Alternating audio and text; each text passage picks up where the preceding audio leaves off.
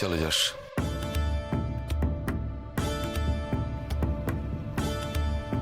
চলো।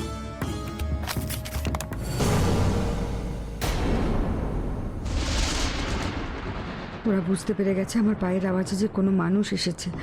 দৌড়তে হবে, প্রাণপণে দৌড়তে হবে এখন। যে করেই হোক ওদের হাত থেকে আমাকে পালাতেই হবে, কিছুতেই ধরা পড়লে চলবে না।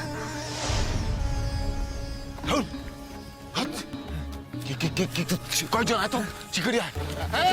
সবার যাওয়ার দরকারটা কি? আরে ঘুরতে থাকো, ঘুরতে থাকো, ঘোরো ঘোরো ঘোরো। শেষ পর্যন্ত কি আমার এখান থেকে বেঁচে যাওয়ার কোনো চান্স আছে? আমার কি শবনমের কাছে ফিরে যাওয়ার কোনো উপায় আছে, কোনো সুযোগ আছে? কে এসেছিল? কে এসেছিল এত রাতে? আমার খবর পেয়ে শবনম আসেনি তো?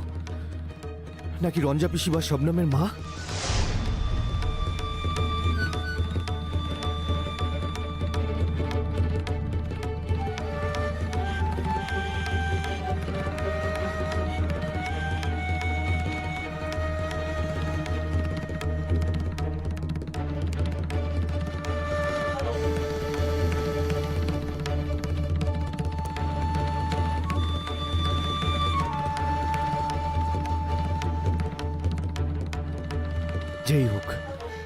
যেই হোক সে তো এদের সঙ্গে পেরে উঠবে না।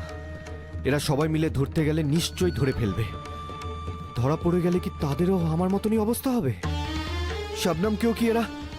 না না না না, কখনো না, কখনো তা হতে পারে না। লোকটা যত বড়ই পাষণ্ড হোক না কেন, নিজের মেয়েকে নিজের হাতে কবর দেবে না, এটা কিছুতেই হতে পারে না। কিন্তু শবনম না হয়ে যদি রঞ্জা পিসি হয়, আমি আর পারছি না, আমি আর টেনশন করতে পারছি না।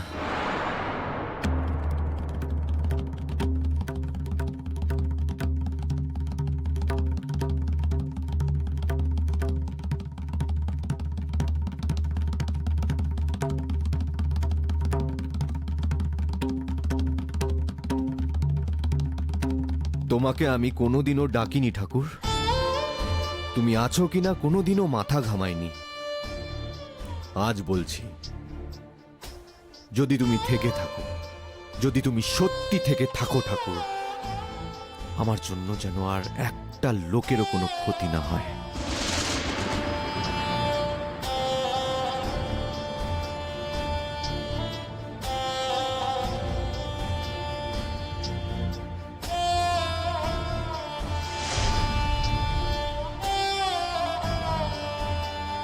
আমার যা হচ্ছে হোক, আমার ক্ষতির বিনিময়ে অন্যদের তুমি বাঁচিয়ে দাও ঠাকুর, তুমি বাঁচিয়ে দাও।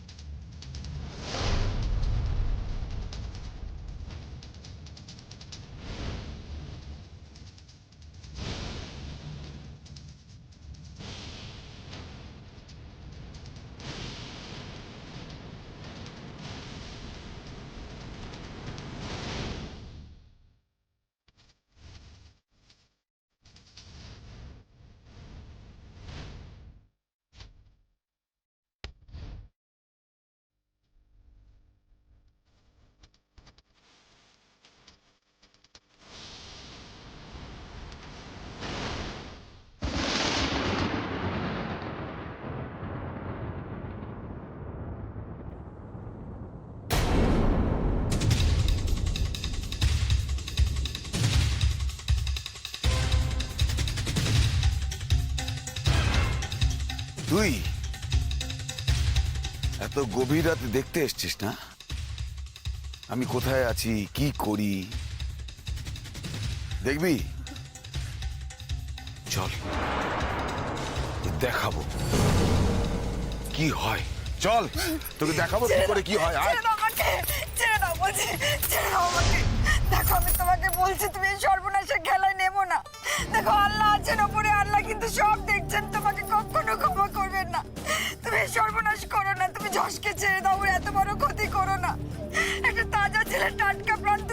নষ্ট করো না। বাবা বাবা বাবা, তো বেশ ভালো বলেছিস রে। হ্যাঁ, বেশ ভালো বলেছিস। নিজের মেয়ে টাটকা প্রাণটা চলে গেল, সে বেজায় তো বিচার করলি না কিছু? হ্যাঁ, প্রাণে বেঁচে থাকলে কি মানে বাঁচা যায়? হ্যাঁ, একটা মেয়ের জীবন সর্বনাশ হয়ে গেল, মেয়েটা রক্ষিত হয়ে গেল, আর যে ছেলেটা তোর মেয়েটাকে রক্ষিত বানালো তাকে তুই ছেড়ে দিতে বলছিস? তাকে তাকে তো ছাড়বই না, তার সঙ্গে তোকেও জ্যান্ত কবরে পুঁতে দেবো।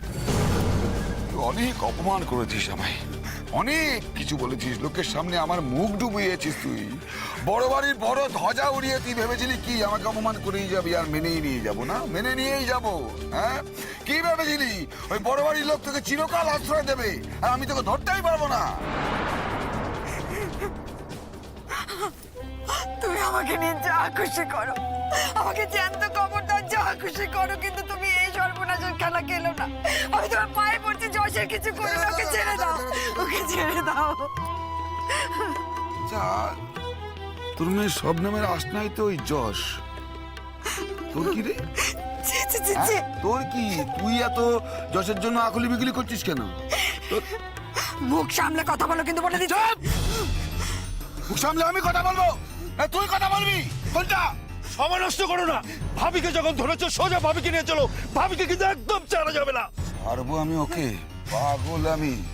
ওকে আমি চিনি না, ও আমার স্ত্রী। হ্যাঁ, ওর বুদ্ধি আমার সবটা জানা আছে। ও যখন তখন আমাদের বিপদে ফেলতে পারে, তাই তো? বিপদে তো পড়বই, আজ না হয় কাল ভাবি তো সবাইকে বলে দেবে। না না না, কিচ্ছু করবে না। দেখো ভাইরা, তোমরা আমার জন্য এতটা এগিয়ে এসছো, তোমরা যদি বিপদে না পড়ে আমি সেই ব্যবস্থাই করতে হবো। তার জন্য যত দূর আমাকে যেতে হয়, যা যা করতে আমি সবটা করবো। আমি তোমার পায়ে পড়ছি, যশের এত বড় ক্ষতি করো না। দেখো, আমি আমি আজ রাতের কথা আমি কাউকে বলবো না, বিশ্বাস করো, আমি কাউকে বলবো না। তুমি আমার স্বামী হও, আমি তোমাকে ছুঁয়ে কথা দিচ্ছি, আমি কাউকে বলবো না, কিন্তু যশের এত বড় ক্ষতি করো না। ওর বাড়ির লোক খুব চিন্তা করছে, ওকে ছেড়ে দাও। ও, ওর বাড়ির লোক এখন খুব চিন্তা করছে না? আমাদের কোনো চিন্তা নেই, আমার কোনো চিন্তার দাম নেই। ওরা চিন্তা করছে, ওদের দাম দিতে হবে। আমার চিন্তার দাম কি ওরা দিয়েছিল? হ্যাঁ, আমি যখন বড় বাড়িতে জানাতে গেছিলাম মেয়ের সম্পর্কে, আমি বলেছিলাম মেয়েটাকে ফেরত দিয়েছিল, বরং উল্টে পুলিশের ভয় দেখিয়েছিল।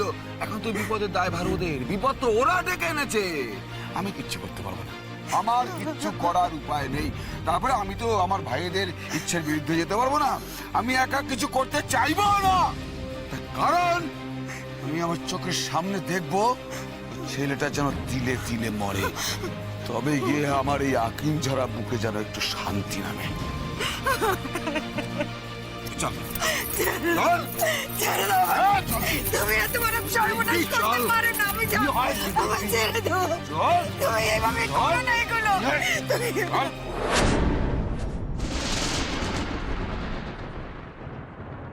রঞ্জা পিসি, রঞ্জা পিসি, শবনম, শবনম, তুই এত রাতে কার সঙ্গে এসেছিস?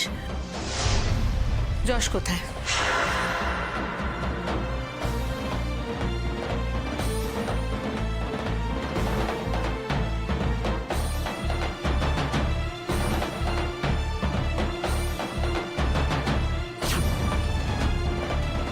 তোমরা? আমার ছেলে কোথায় রঞ্জা? এরে রঞ্জা, কি ব্যাপার মাঝরাতে এতগুলো লোকের?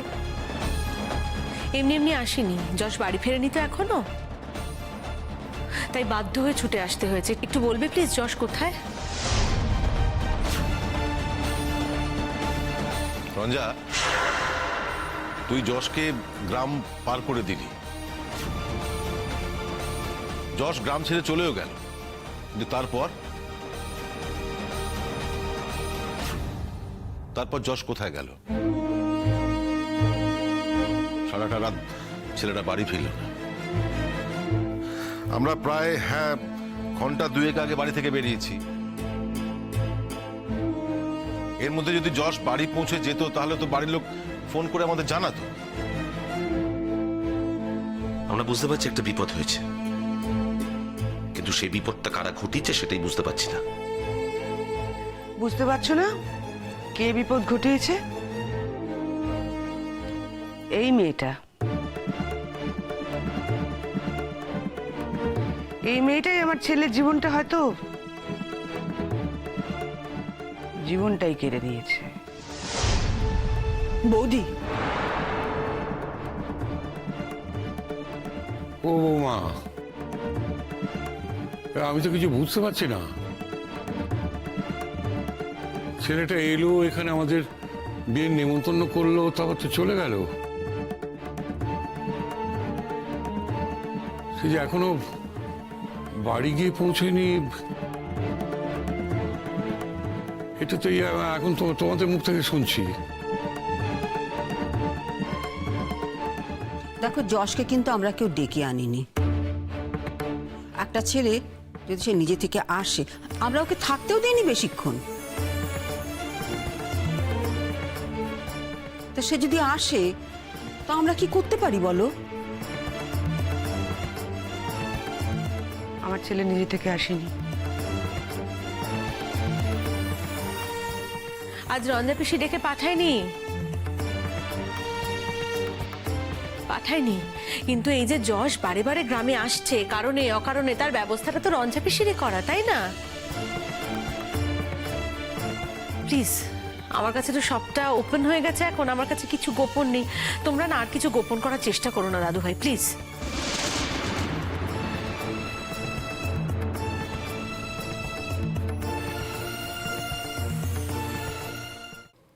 রঞ্জা পিসি, আমরা আর এক মুহূর্ত সময় নষ্ট করতে চাই না, পারছিও না।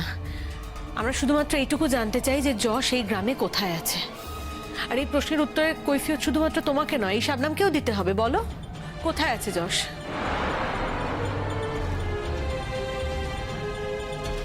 সবাইকে দেখতে পাচ্ছি, আমি না খালাকে দেখতে পাচ্ছি না।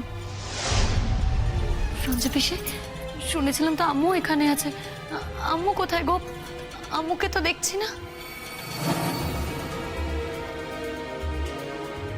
তোমার পিসির সাধ্য না থাকুক, স্বাদ তো অনেকখানি আছে না। তোমাকে নিয়েও তো স্বাদ কম করেনি সে।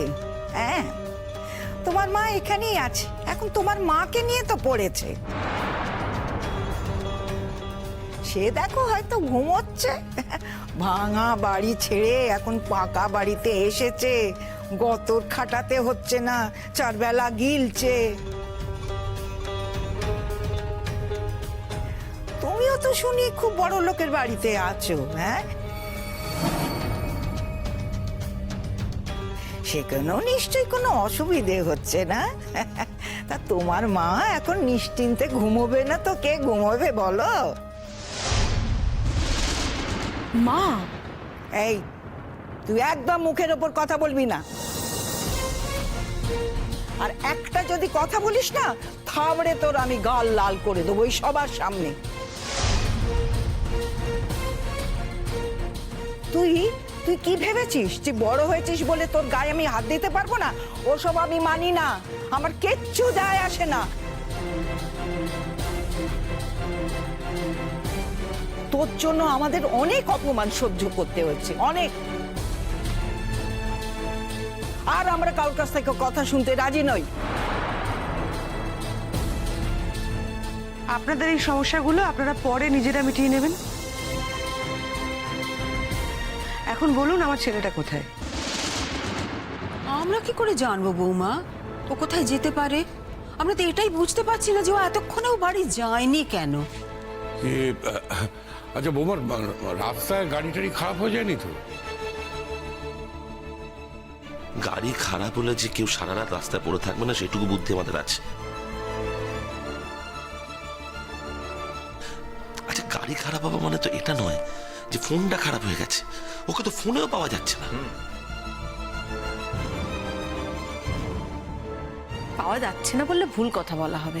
এটা বলো না যে পাওয়া যাচ্ছে না।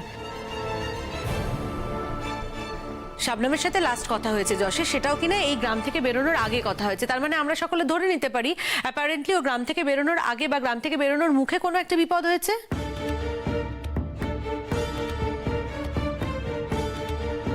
কি রঞ্জা পিসি, ভুল বললাম? কোথায় গেল তোমার দরদ? কোথায় গেল? এখনো তো তোমার দরদ দেখানোর সময় গো, কই একবারে তো বলছো না যে চলো আমি নিয়ে যাচ্ছি, আমি জানি এই গ্রামে কোথায় বিপদের সম্ভাবনা আছে, ঝুঁকি আছে, চলো এক্ষুনি আমার সঙ্গে চলো, কই বলছো না তো, চুপ কেন?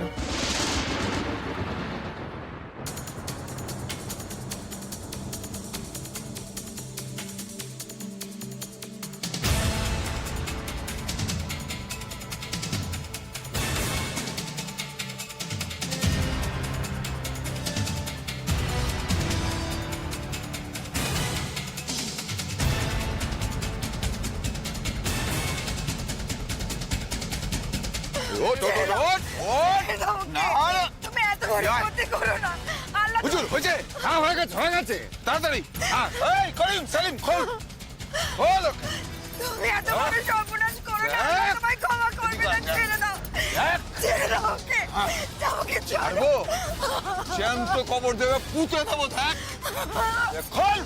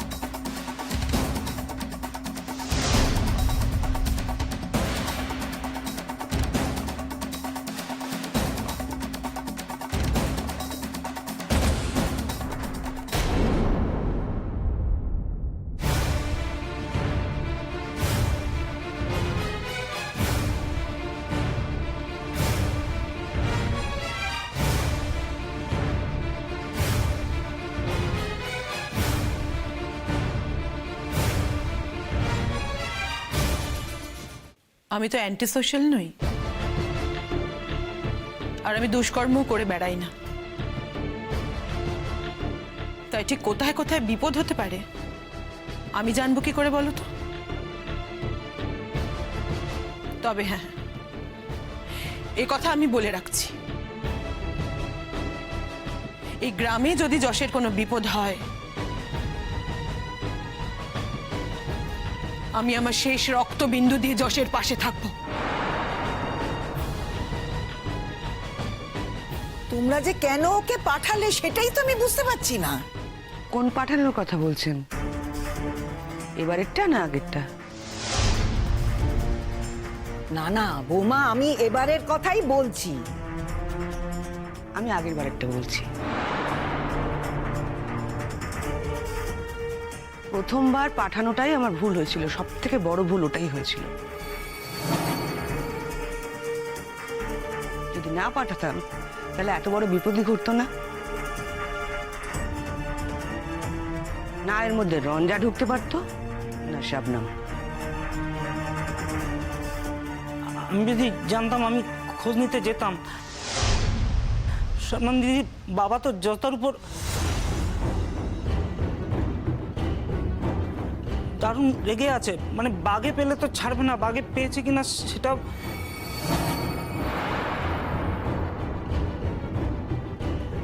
রঞ্জা আপারা তো গ্রাম পুরোটা পার করে দিয়ে আসেনি, তারপরেও পথ ছিল, জঙ্গল ছিল।